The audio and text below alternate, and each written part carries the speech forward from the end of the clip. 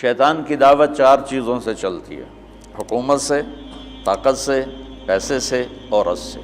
غلط عورت، بری نہیں، غلط عورت۔ الدنیا کلھا متاع وخیر متاعها المرأة الصالحہ، دنیا مختصر سامان زندگی ہے اور اس کی سب سے اعلیٰ درجے کی چیز نیک عورت ہے۔ النساء سے مراد ہے غلط عورت۔ حبب الی مجھے 3 باتیں پسند ہیں: خوشبو، عورت سے کیا مراد ہے؟ بیویاں اور میری آنکھوں کی ٹھنڈک نماز۔ تو 4 باتوں سے باطل پھیلتا ہے۔ یہ سارے چیزیں میرا استنباط ہے جو میں نے حدیث سے لیا، قرآن سے لیا۔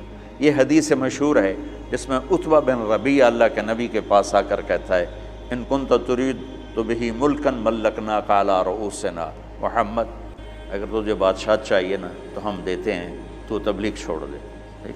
دوسرا کہا: ان کنت ترید بہ الشرف، اگر تو اس سے طاقت چاہتا ہے، چودراہٹ چاہتا ہے، لا نقطع امرا دونک، تیرے بغیر کوئی فیصلہ نہیں کریں۔ ان کنت ترید بہ مالا، تجھے پیسے چاہیے، جمعنا لک اموالنا حتی تکون اغنى قریش مالا، پیسہ چاہیے تو لے لو، جتنا لینا لے لو، سب سے مالدار بن جاؤ۔ ان کانا انما بک الباء، عورتیں چاہیے، فاختر ای نساء قریش فلنزوجک 10، ہم تیرے سامنے قریش کی لڑکیاں کھڑی کر دیتے ہیں، جتنوں سے کہے گا تیری شادی کر دیں گے۔ اس وقت تعداد تو مقرر نہیں تھی۔ یہ 4 باتیں عتبہ نے پیش کی، تو اس سے میں نے یہ استدلال کیا اور استنباط کیا کہ ان 4 باتوں سے پہلے دعوت چلے گی، پھر یہ 4 باتیں کام دیں گی۔ اگر دعوت نہیں ہے تو یہ 4 باتیں حرکت میں ہی نہیں آئیں گی۔ دعوت اصل سبب ہے، اس سبب کو اٹھانے والی 4 چیزیں ہیں۔ باطل کا سبب دعوت ہے، اس دعوت میں رنگ بھرنے والی حکومت، طاقت، پیسہ، عورت۔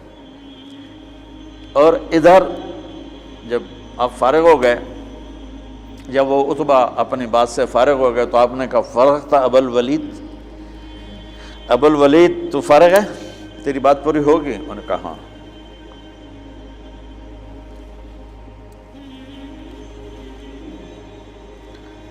عتبہ ایسے بیٹھا ہوا تھا، ایسے یوں کر کے، دیکھ رہے ہو، اس طرح بیٹھا ہوا تھا۔ تو آپ نے کہا: فرغ تھا، تیری گل پوری ہوگی؟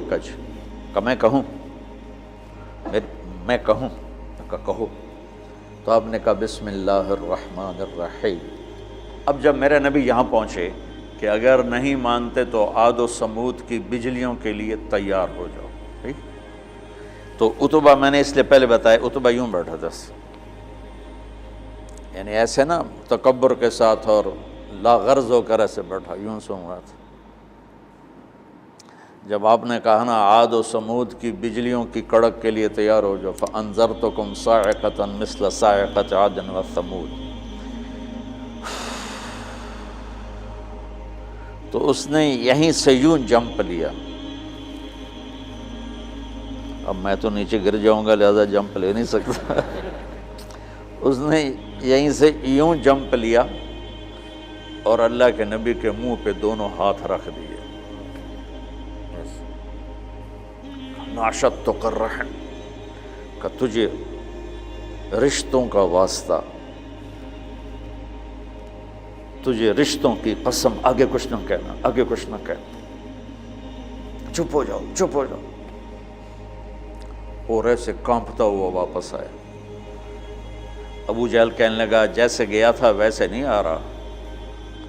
تو آ کر کہنے لگا: یا معشر قریش اطیعونی اليوم وعصونی فیما بعد، آج میری مان لو، پھر کبھی نہ ماننا، اس آدمی کو چھوڑ دو۔